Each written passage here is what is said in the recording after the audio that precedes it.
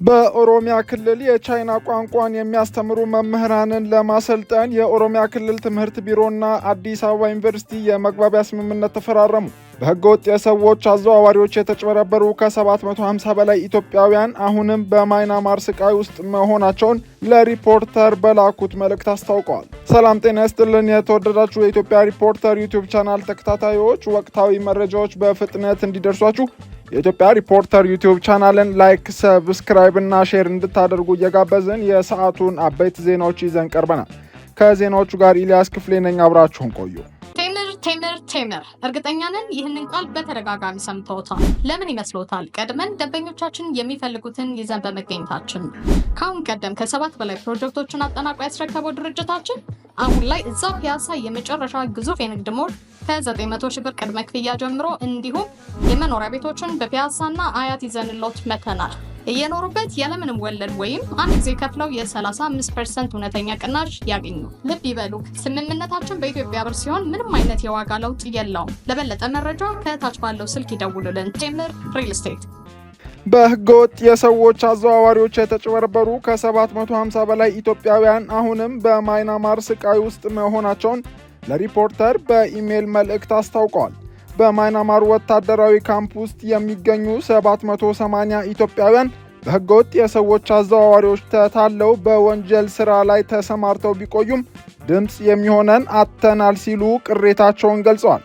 በማይናማር የማጭበርበር ስራ በሚፈጸምበት ቅጥር ግቢ ውስጥ ታፍነው በህገወጥ ደላሎች ተጭበርብረውና በግዳጅ ተይዘው በቀን ውስጥ ከ16 ሰዓታት በላይ በማሰቃየትና በማስፈራራት ስራ ያሰሯቸው እንደነበረም ሰለባዎቹ ገልጸዋል። በዚሁ ተመሳሳይ ድርጊት ከ29 የሚበልጡ የተለያዩ ሀገራት ዜጎችም ሰለባ መሆናቸውን ለሪፖርተር በኢሜይል የተላከለት መልእክት ያመለክታል።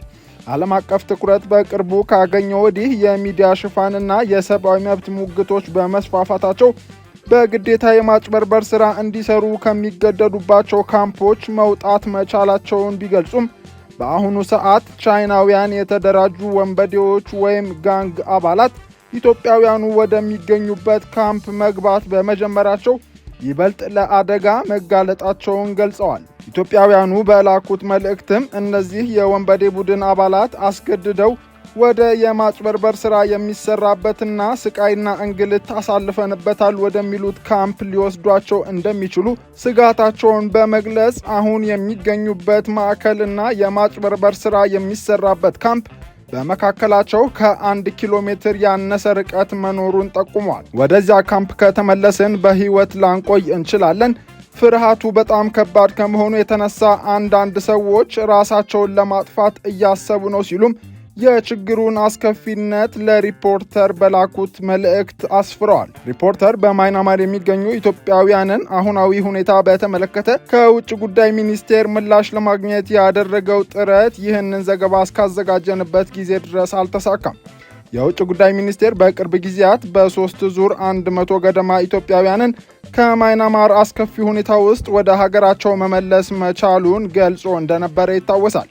በዚህ ሳምንት ለሪፖርተር የደረሰው የኢሜይል መልእክት እንደሚያመለክተው አሁንም በማይናማር ወታደራዊ ካምፕ ውስጥ የሚገኙት ኢትዮጵያውያን ሌሎች ሀገሮች ዜጎቻቸውን በተሳካ ሁኔታ ወደ ሀገራቸው ሲመልሱ እነሱ ግን አሁንም ችግር ውስጥ መሆናቸውን ድምፅ አልባና የተረሳን ሆነናል ሲሉ ገልጸውታል። አሁን የሚኖሩበት ሁኔታም ምግብ፣ ውሃ፣ ሕክምና እንዲሁም ለህይወት መሰረታዊ ፍላጎቶች የሌሉበት መሆኑን ገልጸው ኢትዮጵያ ከተባበሩት መንግስታት ድርጅትና ከአፍሪካ ህብረት መስራቾች አንዷ መሆኗ፣ አዲስ አበባ የአፍሪካ ህብረት ዋና መቀመጫ መሆኗ፣ የኢትዮጵያ አየር መንገድ ለሀገር አልፎ ለመላው አፍሪካ ኩራት ሆኗል ያሉት ተጎጂዎቹ ታዲያ ይህ ሁሉ ዲፕሎማሲያዊ ጥንካሬና አቅም ለእኛ መፍትሄ መሆን እንዴት አልቻለም ሲሉ ይጠይቃሉ። እኛ የህገወጥ የሰዎች ዝውውር ሰለባዎች እንጂ ወንጀለኞች አይደለንም ያሉት በማይናማር የሚገኙ ኢትዮጵያውያን ለዓለም አቀፉ ማህበረሰብ፣ ለሰብአዊ መብት ተሟጋች ድርጅቶች፣ ለሚዲያዎች እንዲሁም ለሰብአዊ ድርጅቶችና መንግስታት የድረሱልን ጥሪያቸውን አቅርበዋል። በኦሮሚያ ክልል የቻይና ቋንቋን የሚያስተምሩ መምህራንን ለማሰልጠን የኦሮሚያ ክልል ትምህርት ቢሮ ከአዲስ አበባ ዩኒቨርሲቲ ጋር የመግባቢያ ስምምነት ተፈራርሟል። የአዲስ አበባ ዩኒቨርሲቲና የኦሮሚያ ክልል ትምህርት ቢሮ የቻይና ቋንቋ የሆነው ማንደሪን በክልሉ እንዲሰጥ የቻይና ቋንቋ መምህራንን ለማሰልጠን ተስማምተዋል። ሁለቱ ወገኖች ከሚቀጥለው የ2018 ዓ.ም የትምህርት ዘመን ጀምሮ የአዲስ አበባ ዩኒቨርሲቲ በሚያሰለጥናቸው መምህራን የማንደሪን ቋንቋን ማስተማር ለመጀመርም በዚህ ሳምንት ረቡዕ ሚያዝያ 1 ቀን 2017 ዓ.ም በአዲስ አበባ በተፈራረሙት የመግባቢያ ስምምነት አረጋግጠዋል።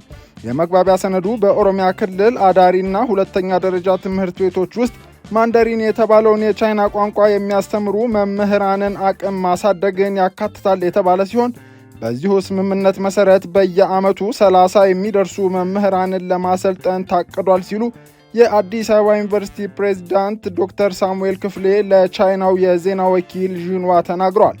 የመግባቢያ ስምምነቱና እርምጃው የፌዴራል መንግስት በሀገሪቱ ማንዳሪንን ጨምሮ በውጭ ቋንቋዎች ትምህርት መስጠትን ለማስፋፋት ካለው ቁርጠኝነት ጋር የተናበበ መሆኑንም መናገራቸውን የዜና ወኪሉ ዘገባ አመልክቷል። ለዚህ ደግሞ ከ10 ዓመታት ገደማ በፊት በዩኒቨርሲቲው ውስጥ የቻይና ቋንቋን ማሳደግና የኢትዮ ቻይና ግንኙነትን ለማጠናከር በሚል የተቋቋመው ኮንፊሽየስ ኢንስቲትዩት የማይተካ ሚናን ይጫወታል ተብሏል። የኮንፊሽየስ ኢንስቲትዩት ላለፉት 12 ዓመታት በአዲስ አበባ ዩኒቨርሲቲ ውስጥ ሲቆይ በሰርተፍኬት በመጀመሪያና በማስተርስ ዲግሪ ቋንቋ የሚያስተምሩ ቻይናውያን መምህራን መኖራቸው የተገለጸ ሲሆን ይህም ለስምምነቱ ስኬት ይረዳል ተብሏል። የኦሮሚያ ክልል ትምህርት ቢሮ ኃላፊ አቶ ቶላ በሪሶ ደግሞ እንደተናገሩት በክልሉ የማንዳሪን ቋንቋ ትምህርት ፍላጎት በመጨመሩ የተከሰተውን የቻይና ቋንቋ መምህራን እጥረት ለመፍታት የመግባቢያ ስምምነቱ ያግዛል። የቻይና ኢንቨስትመንት በኢትዮጵያ በተለይም በኦሮሚያ ክልል እየጨመረ መጥቷል የተባለ ሲሆን የማንዳሪን ቋንቋ ምሩቃን በቻይና ኩባንያዎች ውስጥ የመስራት እድላቸውም ጎን ለጎን እየሰፋ መሆኑ ተገልጿል።